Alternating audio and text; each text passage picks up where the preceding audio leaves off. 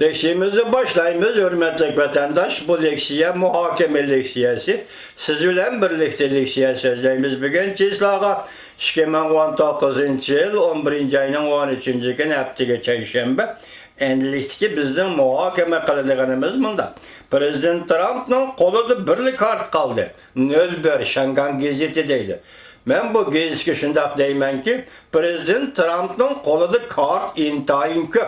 Tabi bu kartla içilmedi, varaklanmadı. Eğer Amerika hükümeti halaylıgan bolsa, nayt eğer kartla var nölber gezeti. Bu işiniz için saklaydıgan bir mesele. Endikileyle muşketim kaşkarlaş mesela söhbet ilgirileş buluvatıdı. Neticelerini kolda keltirdik. Arlıkta Prezident Trump şikayetim şundak dedi. Söhbet ilgirildi, terakki kıldı dedi. Ama Prezident Trump'ın bunun Cumhur hükümeti şike devlet otorisi soğudu söhbetinin ilgirilevatkanlığını, terakki kılıvatkallığını avval şikayetim ilan kıttımış. Bunu Şangan nöl bir gezeti şundak da var. Bunun kayni de deydi. Şundak aldırap ilan kılışının kayni de Amerika Cumhur Otorisi'deki korulma karakterlik ziddiyetlerini pesayetişinin alametlerini görüp algılı bulunduk. Biz korulma karakterlik ziddiyetler, korulma karakterlik islahat elip beriş doğrusu liksiyede talaykatim toxtaldık.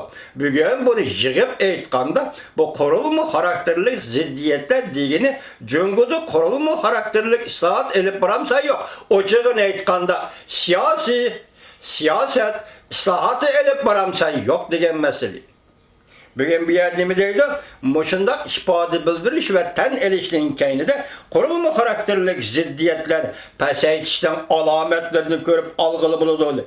İşte devlet münasebetinin muhkamlığını saklaş. Bu Cumhur tarafından talebidir elbette. Buraya Cumhur'un tutkan ornu, meyle pasif, meyle aktif olsun, Amerika Cumhur iki devletini seliştiğinde, halkara işlada, iktisadi işlada, harbi ve devlet gücü sahaları da Cumhur'un Amerika'nın aldı tutkan ordunun nimi işgalliği sizge bizge ayar. Bunda ahvalda iki devlet münasebetinin jirikleşip geçişini Cumhur kalımayır.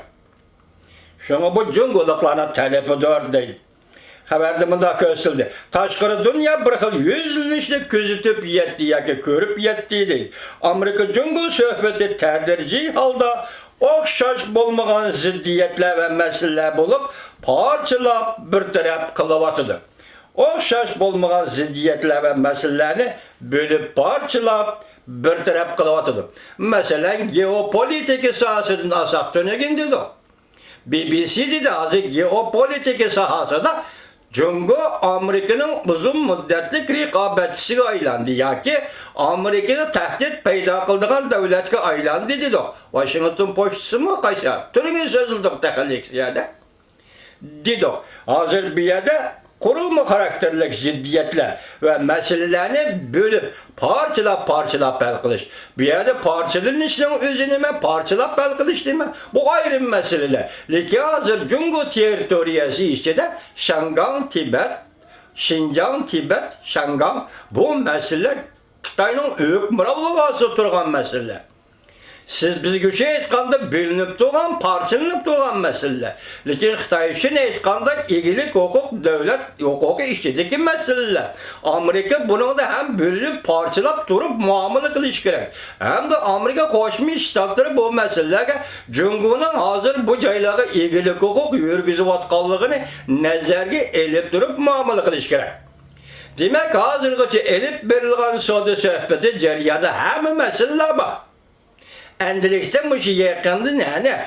Söhbetinin neticesine asaslanıp imza koyduğun pek yakınlap kelgende endi bu mesele bölünüp çıkışka başladı.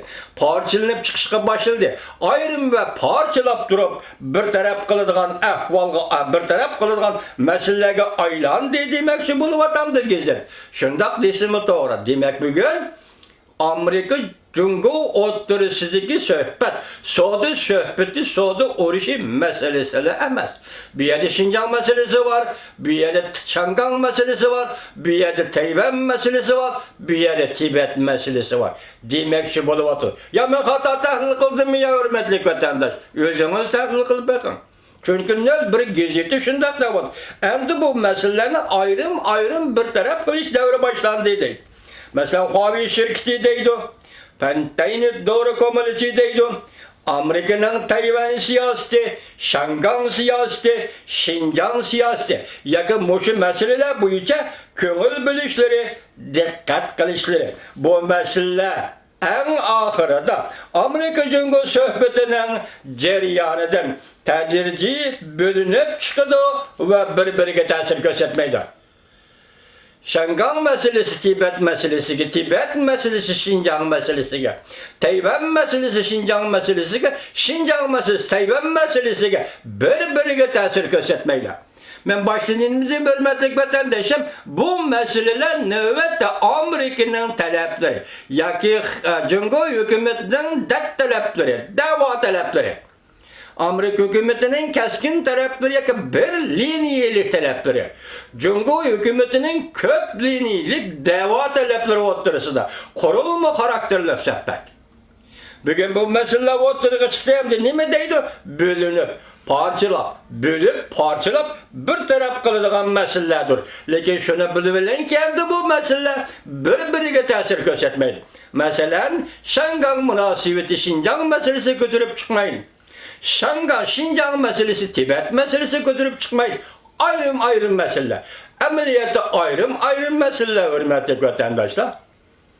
Ayrım meselelerge Amerika Qo'shma Shtatlari ayrım muomala qiladiganlar bo'lsa biz boshda aytgandak endi bu mayli Jungo tarafdan bo'lsa yoki Amerika Qo'shma Shtatlari besim ishiltib Jungo taraf shunda ayrishni ma'qul degan bo'lsa shunda muomala qilishni ayrım muomala qilishga ma'qul degan bo'lsa demak bu masala hozir bir-biriga ta'sir ko'rsatmaydi.